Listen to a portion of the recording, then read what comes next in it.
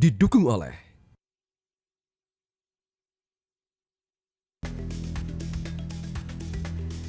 Pemirsa, Komite Tindak Pidana Pencucian Uang akan membentuk satuan tugas untuk melakukan supervisi guna menindaklanjuti temuan transaksi mencurigakan sebesar 349 triliun rupiah di Kementerian Keuangan.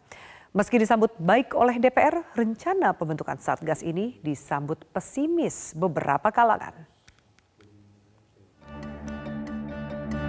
Upaya menindaklanjuti temuan transaksi mencurigakan 349 triliun rupiah di Kementerian Keuangan terus bergulir. Komite Tindak Pidana Pencucian Uang, Komite TPPU, akan membentuk satuan tugas atau Satgas untuk melakukan supervisi pengungkapan temuan transaksi janggal tersebut. Tim gabungan ini, menurut Ketua Komite TPPU, Mahfud MD, akan bergerak melakukan case building atau membangun kasus dari awal atas laporan transaksi janggal yang ditemukan PPATK. Kementerian Keuangan sudah menyelesaikan sebagian besar LHA-LHP yang terkait dengan tindakan administrasi terhadap pegawai atau aparatur sipil negara yang terbukti terlibat sesuai dengan Undang-Undang Nomor 5 Tahun 2014 tentang ASN Jungto PP Nomor 94 Tahun 2021 tentang disiplin pegawai negeri sipil. Selanjutnya, Kementerian Keuangan akan terus menindaklanjuti dugaan terjadinya tindak pidana asal atau TPA dan tindak pidana pencucian uang atau TPPU sesuai dengan ketentuan Undang-Undang Nomor 8 Tahun 2010 tentang pencegahan dan pemberantasan TPPU yang belum sepenuhnya dilakukan. Sementara itu, sebagai upaya bersih-bersih di lingkungan Kementerian Keuangan, Sri Mulyani mengaku telah memberi sanksi disiplin kepada 193 pegawainya yang terbukti terlibat dalam skandal transaksi janggal. 200 surat yang dikirim PPATK ke Kementerian Keuangan, 186 telah selesai ditindaklanjuti dan mengakibatkan hukuman disiplin bagi 193 pegawai. Ini periode 2009 hingga 2023. Karena ada juga berita yang menunjukkan seolah-olah tahun ini saja 193. Ini 2009 hingga 2023. Namun parlemen masih sanksi lantaran masih banyak laporan transaksi janggal yang belum ditindaklanjuti. Nomor 4 2012, saya masuk pada nomor 6, Bu. Di nomor 6 ini 55,5 triliun rupiah. Ini jumlah yang sangat besar. Tetapi ditindaklanjuti oleh aparat penegak hukum kita ini belum ada laporannya di sini. Kemudian yang lebih besar lagi dari itu adalah pada tahun 2020, 199 triliun rupiah.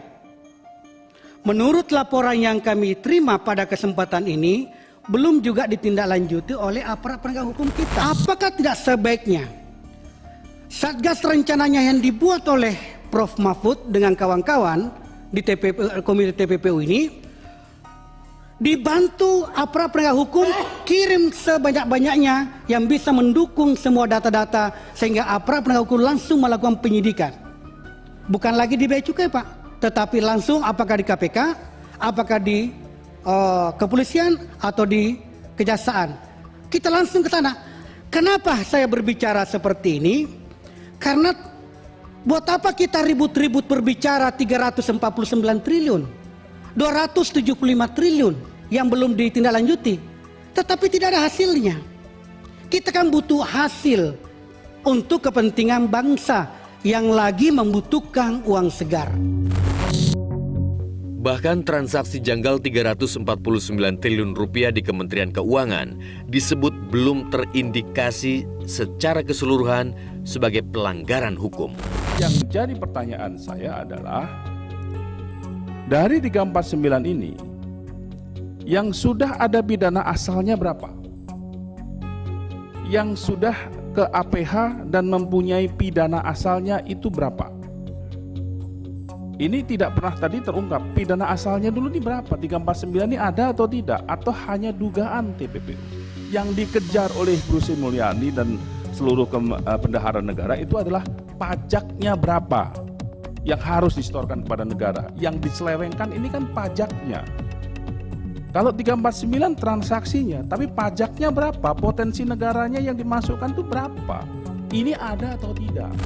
Namun di lain sisi, penyesuaian data bisa menjadi pondasi yang kuat untuk menindaklanjuti skandal transaksi janggal tersebut. Data dari PPATK ketika disampaikan ke Kementerian Keuangan, itu kan Kementerian Keuangan melakukan verifikasi validasi. Jadi semestinya data yang dipakai adalah data yang terupdate hasil verifikasi dan validasi yang dilakukan oleh Kementerian Keuangan. Jangan lagi kemudian kita berkutat di data awal, karena data awal itu sudah terupdate dan sudah terverifikasi datanya. Sayangnya, rencana pembentukan Satgas Transaksi Janggal justru ditanggapi pesimis oleh sejumlah pihak. Saya terus terang aja tidak begitu banyak berharap ya dengan Satgas ya. Satgas keuangan ada, Satgas investasi ada, kan ada SWI dan sebagainya. Ini kan sekarang Mas Tobas, ini kan permasalahannya sebetulnya permasalahan proses hukum kan. Dan Satgas itu hanya supervisi ya kalau nggak salah gitu tugasnya. Jadi tetap aja penegak hukum. Tapi masalahnya juga, ini juga untuk kedepannya supaya tidak seperti ini, LHA PPATK itu kan sebetulnya untuk hal-hal yang di penyidikan aja belum gitu. Ternyata kok yang sudah ada putusannya dan itu dimasukkan juga gitu kan. Jadi bagaimana ini kinerja dari PPATK? Karena kan ini sempat membingungkan banyak masyarakat.